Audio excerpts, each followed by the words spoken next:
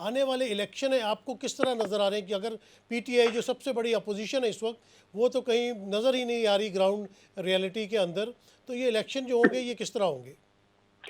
देखिए नसीम सिद्दीकी साहब, बात यह है कि अगर 2018 के इलेक्शन के बारे में ये कहा जाता है कि वो एक स्क्रिप्टेड इलेक्शन था और उसमें पीटीआई को जानबूझकर जिताया गया था, तो अब 2023 का सिनेरियो भी कुछ उसी से मिलता जुलता, बल्कि उसमें और ज्यादा शिद्दत आ गई है। ये लगता यह है कि ये 2018 के इलेक्शन का पार्ट 2 बनाने की कोशिश की जा रही है। अब आप देखिए ना कि आज के दिन तक जब हम गुफ्तगू कर रहे हैं, अभी तो ये इबाम बाकी है कि इलेक्शन होंगे भी या नहीं होंगे। और उसके साथ साथ जो बड़ा सवाल है कि केयर टेकर प्राइम मिनिस्टर का इंतखाब हुक्मरान इत्तेहाद और अपोजिशन मिलकर करेंगे या ये एस्टैब्लिशमेंट करेगी, क्योंकि लगता यह है कि हुक्मरान इत्तेहाद को कोई बहुत ज्यादा मार्जिन नहीं मिल रहा केयर टेकर प्राइम मिनिस्टर के चुनाव के लिए। और कहा जा रहा है कि हफीज शेख या बाकर जो साहब है उनके बारे में, जो गवर्नर स्टेट बैंक है उनके बारे में कहा जा रहा है कि वो शायद एस्टैब्लिशमेंट के पसंदीदा फर्द हों।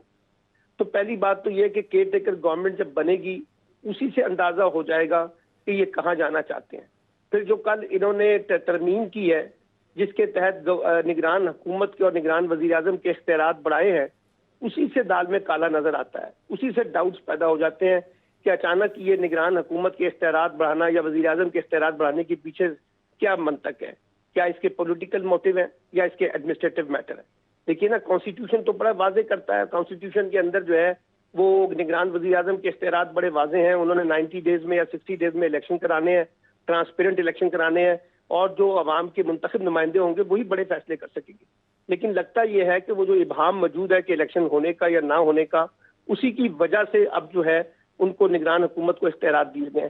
तो मैं तो अभी बदस्तूर इलेक्शन के होने या ना होने के बारे में डाउट हूँ, और मुझे नहीं लगता कि मौजूदा सिनेरियो जो है उसमें इलेक्शन उस तरह से नजर आ रहा है। और जिस तरह से अभी आदिल अब्बासी साहब कह रहे थे कि पहले पीटीआई का बंदोबस्त होगा फिर उसके बाद इलेक्शन होंगे, तो पीटीआई का बंदोबस्त क्या तो आज के दिन तक नहीं हो सका। अभी भी वोटर जो है पंजाब का या खैबर पख्तूनख्वा का वो स्टिल इंटैक्ट है। देखिए, क्या चेयरमैन पीटीआई ने कुछ आप लगता है कि उन्होंने अपनी जो सियासत है उसको रिवाइव करेंगे?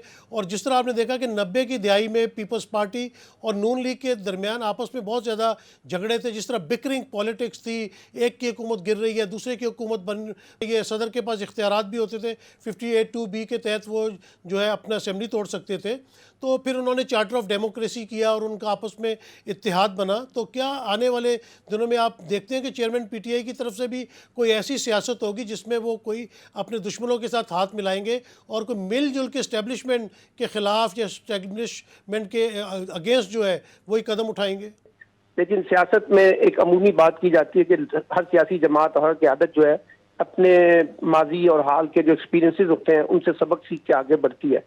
तो ये उम्मीद रखनी चाहिए कि इमरान खान भी अपनी वो गलतियां ना दोहराएं जो उन्होंने पहले दोहराई हैं, और अब आगे की वे फॉरवर्ड की तरफ देखें जो जमहूरी अमल को मजबूत बनाने में कामयाब हो सके। लेकिन मसला हमारा एक और है। हमारे यहाँ देखिए, जब भी जमहूरी जद्दोजहद की एन जिसे कहते हैं ना राइट टाइम पे एक शॉट लगनी होती है, तो एक बड़ी जमात जो है वो एस्टैब्लिशमेंट के साथ खड़ी हो जाती है सहूलतकारी के अंदर। वो एक जमाने में पीटीआई भी खड़ी हुई थी, एक जमाने में पीएमएलएन भी खड़ी हुई थी। आजकल माशाल्लाह जरदारी साहब जो है बहुत ज्यादा सहूलतकारी का मुजाहरा फरमा रहे हैं।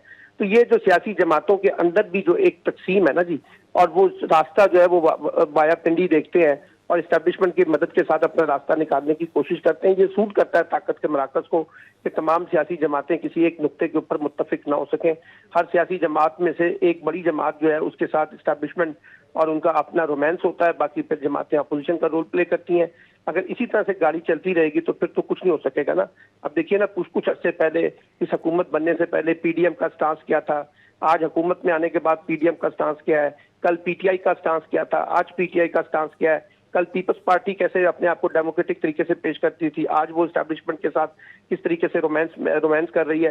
तो ये भी हमें देखना पड़ेगा कि सियासी जमातों के अंदर जब आदिल अब्बासी साहब कह रहे हैं कि उनका अपना इकट्ठा ना होना, तो उनकी अपनी वजह भी हो सकती है, और दूसरा ये कि उनको लगता है कि जहां हमें मौका मिलेगा हमने एस्टैब्लिशमेंट के साथ, क्योंकि उनको पता है ताकत का मरकज कौन है असल, वो वहीं से अपने मामलात को दुरुस्त करने की कोशिश करते हैं। तो कल की हुकूमत आज की अपोजिशन कल की हुकूमत बन जाती है। अगर ये सारी सियासी जमातें मिलकर मेच्योरिटी का मुजाहरा करें तो फिर ये जो मामलात हैं ये दुरुस्त हो सकते हैं।